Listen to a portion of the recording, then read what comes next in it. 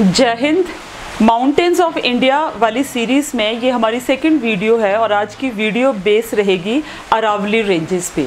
अगर अरावली रेंजेस को देखा जाए तो ये वर्ड संस्कृत के दो वर्ड्स को मिला के बना है, अरा प्लस वली, और इसको ट्रांसलेट किया जाए तो इसका मतलब है line of peaks. Aravalli ranges Bharat की सबसे ओल्डेस्ट फोल्ड माउंटेन रेंजेस है और एज अ होल भी बोलें तो अरावली रेंजेस भारत की सबसे पुरानी पर्वतमालाएं हैं। अगर अरावली रेंजेस का प्राकृतिक इतिहास देखें तो वह उस समय से भी पुराना है जब यूरेशियन प्लेट से इंडियन प्लेट एक महासागर द्वारा अलग की गई थी।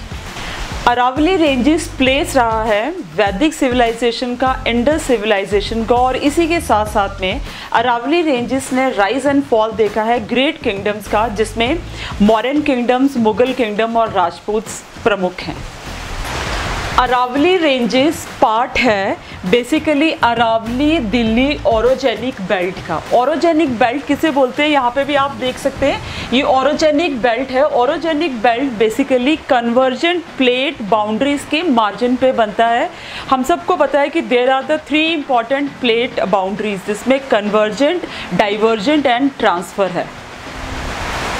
अरावली रेंजेस बनी थी प्रोटीरोजोरिक पीरियड के टाइम में। ये वो पीरियड है जब प्लेट बाउंड्रीज ने, मतलब टेक्टोनिक प्लेट्स ने मूवमेंट शुरू करना शुरू हुई थी, अभी डाइवर्जेंट स्टार्ट नहीं हुआ था।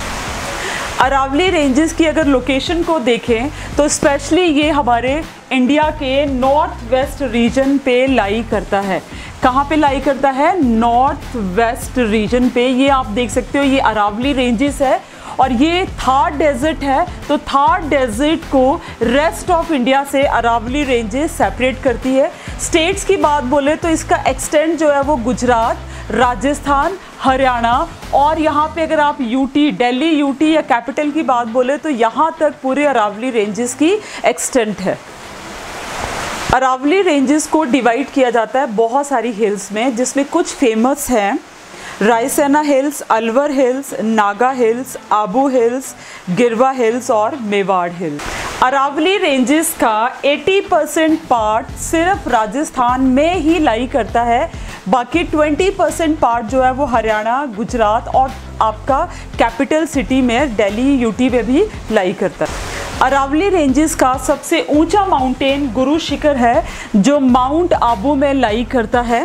साथ में ही अरावली रेंजेस में दिलवड़ा टेम्पल सबसे फेमस धार्मिक स्थल माना जाता है और हमारे देश का राष्ट्रपति भवन भी अरावली रेंजेस के बिल्कुल नॉर्थ एक्सटेंट रायसेना हिल्स में लाई करता है। अरावली रेंजेस में पाए जाने वाली मुख्य नदियां कौन कौन सी हैं, जिसमें इम्पॉर्टेंट लूनी रिवर है, एक बानस रिवर है और साबरमती। ये तीनों ही नदियां अरावली रेंजेस से निकलती हैं, जिसमें याद रखने वाली बात है कि लूनी रिवर का इनलैंड ड्रेनेज है, मतलब ये अरावली रेंजेस से निकलती है और रन ऑफ कच्छ में जाके कहीं पे गायब हो जाती है, ये अरेबियन सी तक नहीं पहुंच पाती है। ये बहुत ही इंपॉर्टेंट क्वेश्चन एग्जामिनेशन में कई बार पूछा गया है।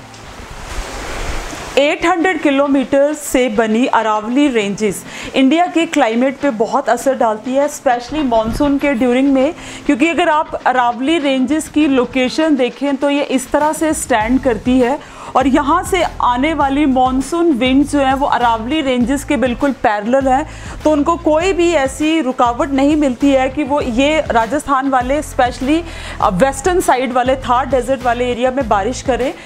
तो मॉनसून विंड्स इनको क्रॉस करके साइड में चली जाती हैं और ये राजस्थान, गुजरात, हरियाणा काफ़ी एरिया को ड्राई रखने में भी कहीं ना कहीं जो है ये जिम्मेवार है।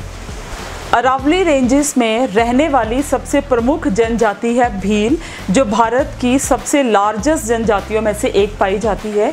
इसी के साथ में ही अरावली रेंजेस में बहुत सारे नेशनल पार्क्स और वाइल्ड लाइफ सेंचुरीज भी हैं, जो क्लाइमेट को कंट्रोल करने के लिए स्पेशली दिल्ली तक, इस अरावली रेंजेस को दिल्ली के लंग्स, मतलब कैपिटल के लंग्स के रूप में भी जाना जाता है, क्योंकि दिल्ली को एक ग्रीनरी और एक ऑक्सीजन प्रोवाइड करने में अरावली रेंजेस बहुत ज़्यादा हेल्प करती हैं।